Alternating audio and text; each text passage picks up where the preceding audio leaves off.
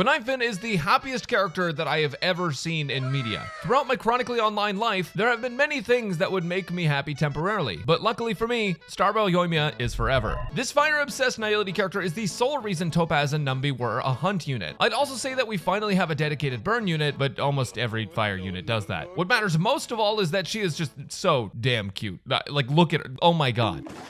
She gives Sushong a run for her money on Best Girl, and today I'm going to be teaching you how to build her. My name is Braxophone, and let's talk about Guinaifen in just a minute. Something that I constantly hear is that people aren't fully immersed by Honkai Star Rail, and that's fine, you can totally have your own opinion and all that, but like, what do you need to be fully immersed? Kafka to come out of your screen and spit on you? Well, with Opera GX, you can do the next best thing, which is personalize your entire browser while running at the highest speeds for the lowest hardware bandwidth. Opera GX is the premier browser for gamers that lets you customize your entire experience. Opera GX Mods allows you to add background music,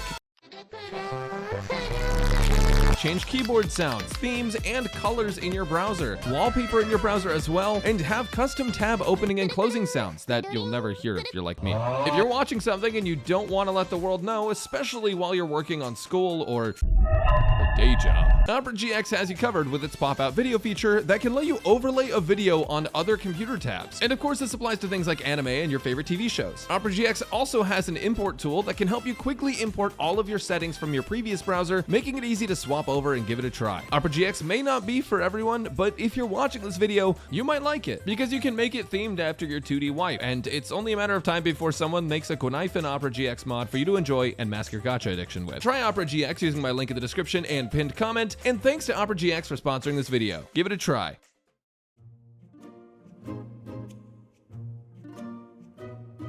Of all of the units in Honkai Star Rail, Guinaifen is certainly one of them. She does a great many things like deal fire damage, do damage with fire, create situations where fire happens to negatively impact enemies, and create a Californian summer. But she also is a debuffer, which is pretty dang nice. Her skill deals fire damage to enemies with a base chance to burn them.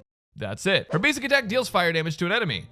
That's it. Unless you have her major trace, which gives her the ability to burn enemies with basic attack. What sets Gwen Stefani apart from other characters though is that whenever she's on the field, you no longer feel existential dread. But enemies gain existential dread due to her talent that has a chance to inflict a vulnerability to anyone damaged by her burns. It can stack up to 3 times, making her not only a DPS character, but also a support unit that helps your other characters dish out more damage. Guinaifen's ultimate summons many good boys that all do a tiny little dance and lovingly— Wait, Deeding, no!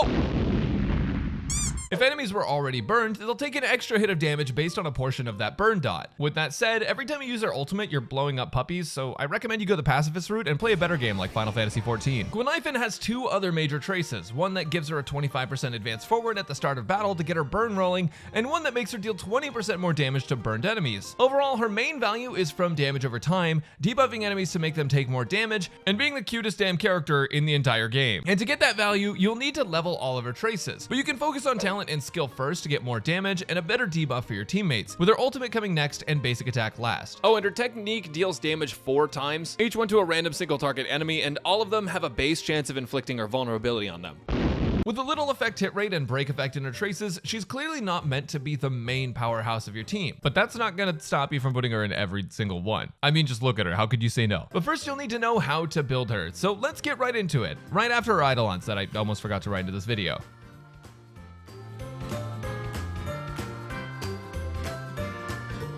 It's not like you chose to have eidolons for Gwen Tennyson if you have them, but if you do, then— Yippee! Like most 4 stars, Guinevere is playable without eidolons, but E1 and E6 are both big jumps in her power. In my opinion, her E1 is the most important one to playing her, since it gives you the chance to reduce enemy effect resistance on skill use. Against bosses and high HP enemies, it's basically guaranteeing you more damage over time procs for less effect hit rate, and lets Guinevere deal more damage as a result. I also realized that I've been bouncing between Guinaifen and Guinaifen the entire time. Guinaifen just sounds so much better to me for some reason, so if I say it, it's not like a joke or anything, I just forgot. E2 is going to be a blanket damage buff, letting Guinaifen increase her dot multiplier by using her basic attack or skill on a dotted enemy. It's pretty good, especially with someone like Kafka. E3 is going to be a level up to her skill and basic attack, and E4 is an energy eidolon that gives Guinaifen 2 energy back on dot procs from her burn. This can actually make a difference with either ER rope or other energy sources, but generally speaking, it's not the most important eidolon for her, but it is nice. One thing to note about this eidolon is that with Kafka, you can actually proc this effect and get the extra energy to Guinaifen, and so So with Kafka, this eidolon does make a much bigger difference. E5 is going to be an ultimate and talent level up, which is huge for her support capabilities, and E6 is her best support upgrade, giving her the ability to stack an extra vulnerability on enemies. That vulnerability is going to make a huge difference, and after you have E6, you have to stop fire kissing the homies goodnight because you've become way too powerful. All in all, Ganondorf isn't a character that needs eidolons to function, but E1 is definitely a huge upgrade for her playability, and you'll feel a lot better with it.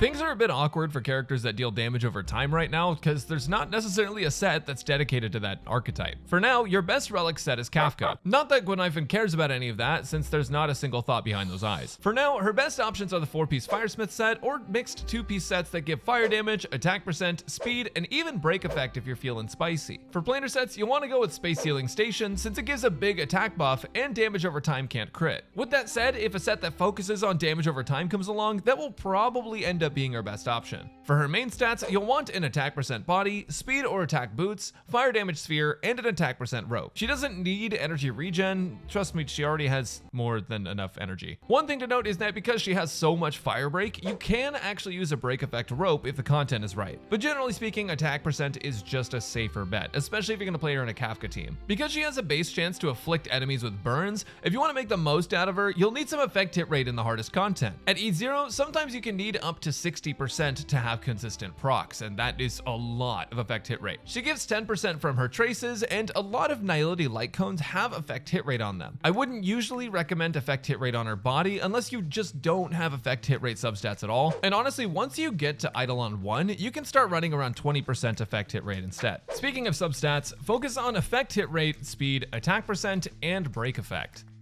If you are worried about the effect hit rate, some light cones can change that, so let's talk about our light cones next and what you should be looking for.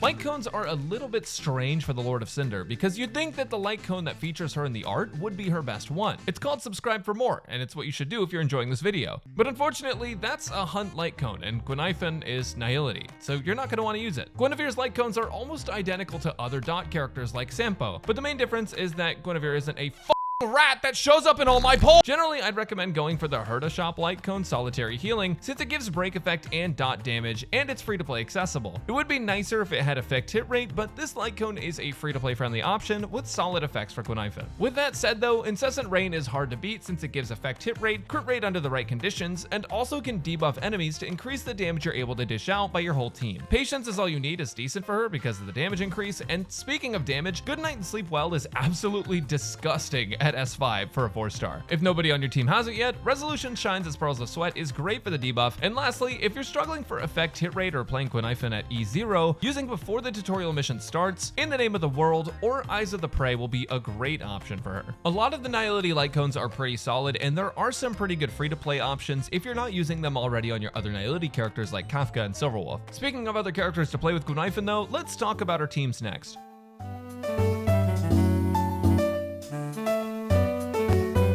As a character, Guinaifen is one of the most flexible options you have for Fire Nihility. That is because she's the only Fire Nihility. The amount of teams that she can be played in optimally is incredible. She has so many options, like, for example, playing her with Kafka. She's going to be really amazing with Kafka because Kafka's going to be able to constantly proc her dots, and her dots are a main source of damage in her kit. But on top of Kafka, you have,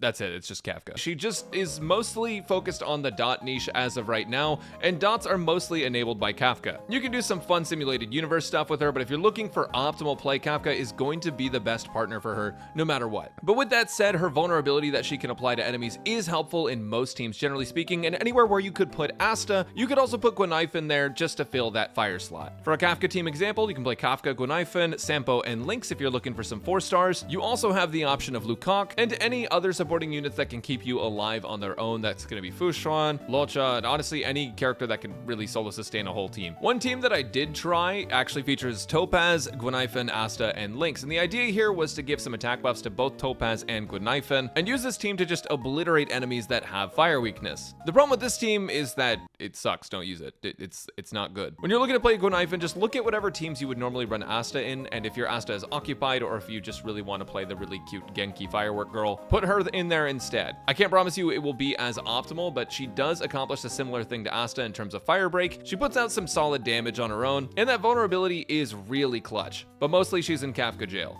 as am I. One last thing that you can do is you can go ahead and pair her up with Susong, and by playing these two characters together, you'll have the two cutest characters in the game on the same team.